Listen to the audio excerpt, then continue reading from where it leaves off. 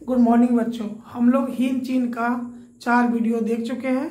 अब हिंद चीन में हम लोग 5वां वीडियो अपलोड करेंगे और 5वां वीडियो में है आज का टॉपिक है हिंद चीन में अमेरिकी हस्तक्षेप। अमेरिकी हस्तक्षेप। देखिए अमेरिकी हस्तक्षेप क्या है। तो इससे पीछे अमेरिका हिंद चीन में कैसे हस्तक्षेप करता है, इस वीडियो को जानने के लिए आप पीछे वाला वीडियो देखेंगे बच्चों, तो आपको समझ में आएगा। उस वीडियो में हमने बता दिए थे, लेकिन अब हम आगे चलते हैं, थोड़ा सा बता देते हैं अमेरिका हस्तक्षेप हिंद चीन में क्यों करने लगा। तो पहला था कि अमेरिका फ्रांस को सपोर्ट कर रहा था, लेकिन अब सीधे हिंद चीन में इंटरेस्ट लेने लगा। क्यों? तो सबसे पहले एक तरफ रूस इसके खिलाफ था और एक तरफ अमेरिका, और पीछे वीडियो में बता दिए थे कि ये साम्यवाद था और ये पूंजीवाद था, जिसके कारण दोनों में मतभेद होते रहता था। इसी हिंद चीन के कारण मई 1954 ईस्वी में एक समझौता होता है, जिनेवा समझौता।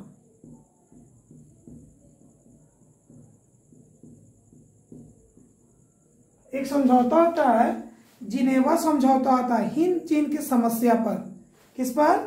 हिंद चीन की समस्या पर। पूछेगा किसके? हिंद चीन पर। किसके किसके बीच के कारण? तो रूस और अमेरिका में। किसके कारण? तो हिंद चीन के क्षेत्र के कारण। जिनेवा समझौता कब हुआ बच्चों? मई 1954 ईस्वी में। किसके कारण? हिंद चीन के कारण। जैसे जिनेवा समझौता हुआ, हम पहले भी पीछे वीडियो में बताए थे, वियतनाम 2 भागों में बट गया था। एक हो गया था उत्तरी वियतनाम और एक हो गया था दक्षिणी वियतनाम। तो वियतनाम कितने भागों में? 2 भागों में, उत्तरी वियतनाम और दक्षिणी। उत्तरी वियतनाम किसके अधिकार में था? तो हो ची मिन्ह। और दक्षिणी वियतनाम में किसको लाके खड़ा कर दिया था? तो वायुदाई को। ये पूंजीवाद को सपोर्ट करते थे, अर्थात अमेरिका को, और ये साम्यवाद रूस को सपोर्ट करते थे।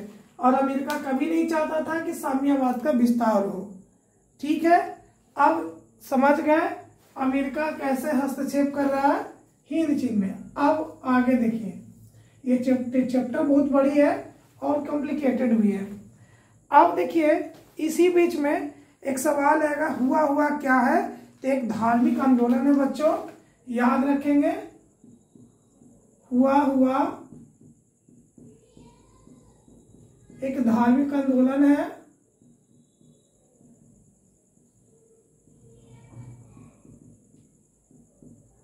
याद रखिएगा, हुआ कैसा आंदोलन है? एक धार्मिक आंदोलन है। 1939 में शुरू हुआ था, जिसके नेता थे हुइन फुनसु। कब शुरू हुआ? 1939 में। इसका नेता कौन थे?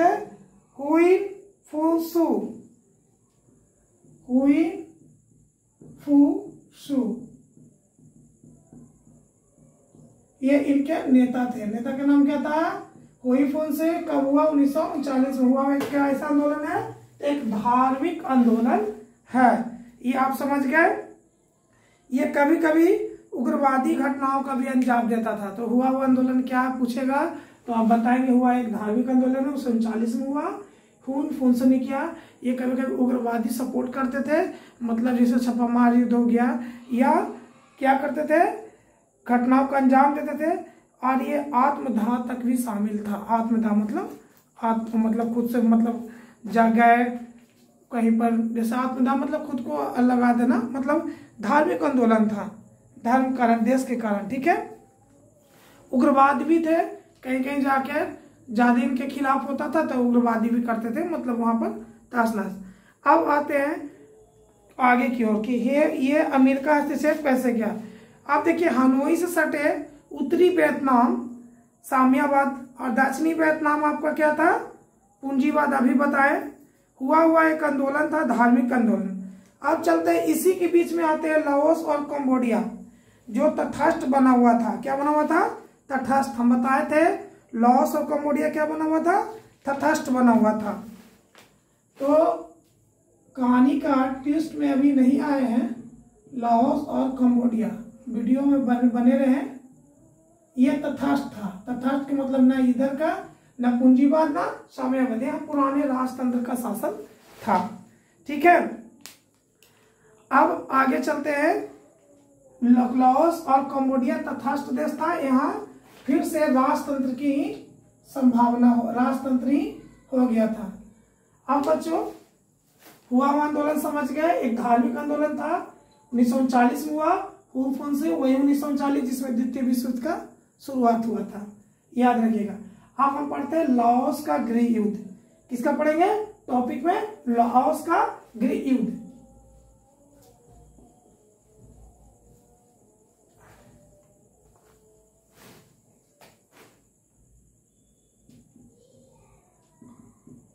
लाओस का गृह युद्ध या सिंपल से लाओस गृह युद्ध। और देखिए लाओस गृह युद्ध क्या है वो देखिए। उत्तरी वियतनाम का सीमा 1954 में दो जगह था, फुसगाली और होम फ्रांस। ये जगह छोड़ दीजिए, याद नहीं रहेगा।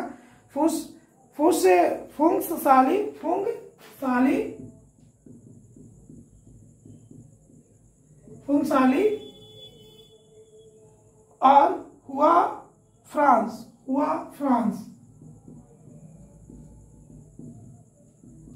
ये दो क्षेत्र था। कहाँ का क्षेत्र था? लाओस में दो, एक जगह का नाम था दोनों का फुंगसाली और हुआस। ये दोनों में क्या हो रहा था? ये लाओस का एक जगह क्षेत्र है, ये दोनों में साम्यवाद का बढ़ावा हो रहा था। साम्यवाद का बढ़ावा मतलब रूस के तरफ। अब जैसे साम्यवाद का बढ़ावा हो रहा था तो 1956 में लगा संपूर्ण वियतनाम में अगर चुनाव हो तो वियतनाम को स्वतंत्र कर दिया जाए, जिनेवा समझौता के कारण। लेकिन ट्विस्ट अब आता है कि अमेरिकी समर्थन में वायुदय सरकार का संचालन न्यू दिनादियम कर रहे थे।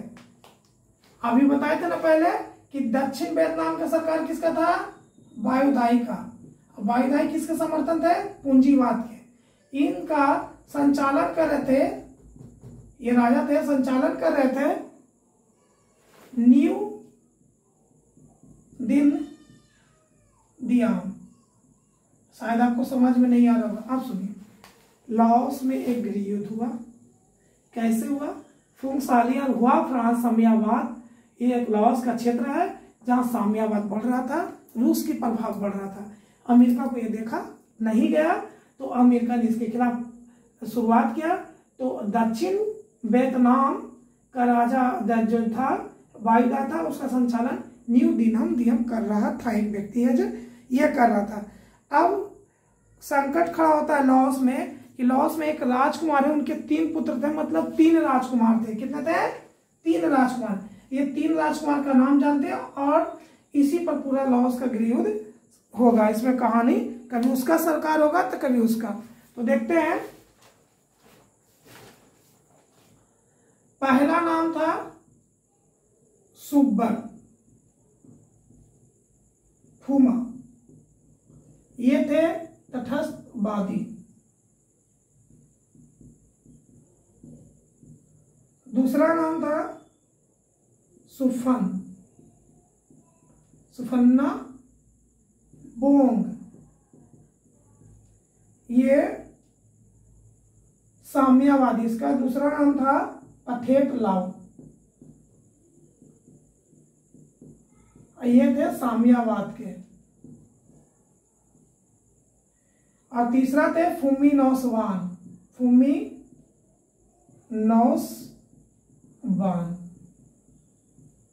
और ये थे दक्षिण पथ, मतलब सीधे हम पूंजीवाद ना करके दक्षिण पथ करें, मतलब हम डायरेक्ट में इसको पूंजीवाद की ओर बोल सकते हैं। ये 3 चीज याद रखेगा। अब कहानी इसी पे चलेगा और कंप्लीट होगा। कब किसका सरकार बदलते रहता है? कैप्टन कंगाली। अब सुनिए,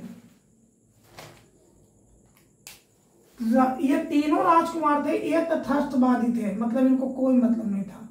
सुब्बनबोंग, जिनका दूसरा नाम था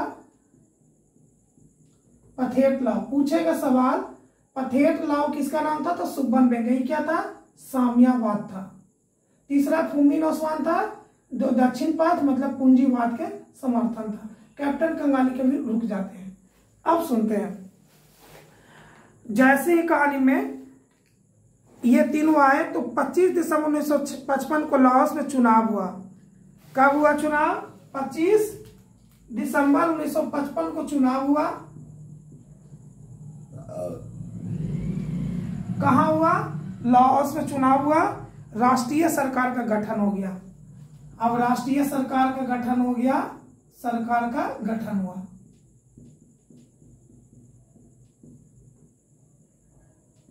पच्चीस दिसंबर 1955 को राष्ट्रीय सरकार का गठन हो गया।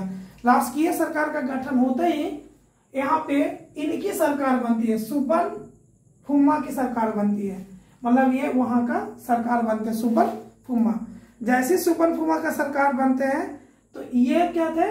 तथास्थवादी पथेट लॉ क्या किए? इसका विरोध करने लगे। कौन किए? सुबन बोंग इसका विरोध करने लगे। विरोध करने के चक्कर में इन्होंने एक पार्टी बनाया, नियो लियो हक्सर। तो सुबन बोंग ने कौन सा पार्टी बनाया?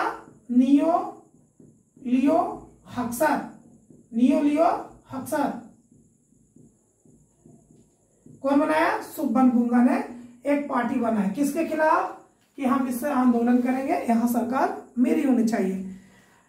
यह हो ही रहा था कि कुछ दिन बाद अमेरिका षड्यंत्र करने लगा। अमेरिका क्या करने लगा? षड्यंत्र करने लगा, क्योंकि अमेरिका को रहा नहीं जा रहा था, क्योंकि यह साम्यवाद था। अमेरिका ने षड्यंत्र करके दोनों भाई को लड़ा दिया। दोनों भाई को लड़ा दिया तो लड़ाने के बाद ये दोनों लड़ जाते हैं तो वहां का राजकुमार ये बनते हैं फुमी नौसवान, जो क्या थे? पूंजीवाद। जैसे वहां के राजकुमार फुमी नौसवान वहां के सरकार बने, फिर सुबन बोंग इनके खिलाफ आंदोलन कर दिया। किनके खिलाफ? इनके खिलाफ। अभी तीनों आपस में लड़ रहे थे तो एक कैप्टन कंगाली आया और तख्ता पलट कर दिया। तख्ता पलट समझते हैं ना? जो पहले का सरकार था उसको हटा देना, तख्ता पलट कर दिया। जैसे तख्ता पलट किया, कौन किया? कंगाली। अब सरकार हो गया कैप्टन कंगाली के। थोड़ा कंफ्यूजन लग रहा है ना? फिर से सुनो। सुबन फुमा तटस्थवादी था, इनका पहला सरकार बना 1955 में 25 दिसंबर। इनको ना रहा गया, इनके खिलाफ आंदोलन किए और नियो लियो हक्सर, नियो लियो हक्सर, हक्सर, नियो लियो हक्सर बनाए। फिर ये दोनों आपस में लड़े। अमेरिका क्या है, दोनों को भाई को लड़ा दिए, तो लड़ाए तो ये बन गया। और अमेरिका के लिए तो फायदेमंद था, पूंजीवाद बन गया। तो जैसे ही बना तो ये क्या किया? तीनों को हरा के अपने बन गया कैप्टन कंगाली। लेकिन ज्यादा दिन तक नहीं रहा, फिर तीनों भाई ने मिलकर इसको हरा दिया। किसको? कैप्टन कंगाली को। सबको लगा कि कोई एक बड़ा सा युद्ध होगा, थर्ड वर्ल्ड वार होने वाला है। क्या होने वाला है? Third world war.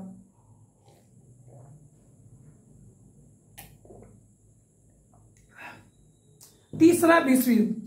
तो तीसरा विश्व युद्ध होने वाला है। इस डर के कारण 14 राष्ट्र का सम्मेलन बुलाया गया। किसके लिए?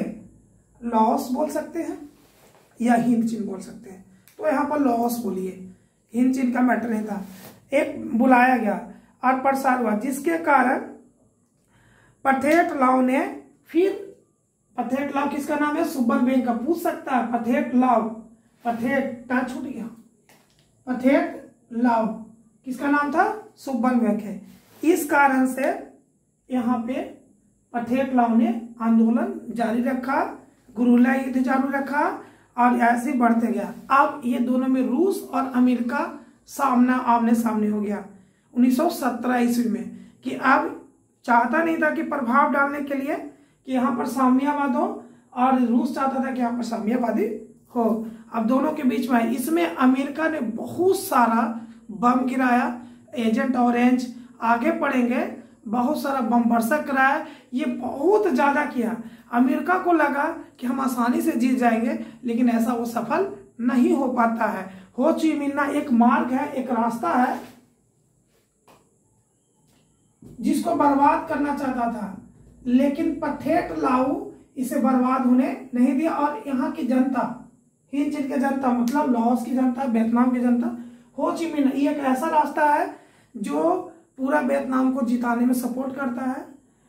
और ये हमेशा इसके खिलाफ थे, अमेरिका के खिलाफ।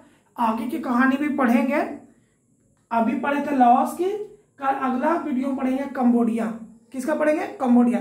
और सब किस में आ रहा है बच्चों? हिंद चीन के देश में ही आ रहा है। लाओस भी आ रहा है, कंबोडिया भी आ रहा है, वियतनाम आ रहा है। वियतनाम ऑलरेडी 2 भागों में बट गया, उत्तरी और दक्षिणी। अब सवाल है कि अमेरिका इतना बम वर्षा गिराता है कि इसका कहा नहीं जा सकता है। हम इसे लास्ट में पढ़ेंगे, जो लास्ट वीडियो होगा। अभी इसके बाद एक वीडियो और आएगा जिसमें पढ़ेंगे कंबोडिया का गृह युद्ध। कंबोडिया के बाद पढ़ेंगे लास्ट, उसमें देखेंगे अमेरिका कितना खर्च किया और कितना इसको हिंद चीन को दबाने के लिए कोशिश किया। इसी में पढ़ेंगे माइलीगॉव की घटना भी, एजेंट ऑरेंज पढ़ेंगे, रासायनिक हथियार पढ़ेंगे, बहुत सारा। अब फ्रांस को छोड़ दो, अब अमेरिका और हिंद चीन के बीच का स्टोरी चलेगा, ठीक है, जो कि नेक्स्ट वीडियो, और उसके बाद नेक्स्ट में कंबोडिया, उसके नेक्स्ट वीडियो में आएगा। वीडियो देखने के लिए आप लोग को बच्चों धन्यवाद। लाइक और शेयर जरूर दोस्तों में करें, शेयर जरूर करें। जय हिंद, जय भारत, थैंक यू।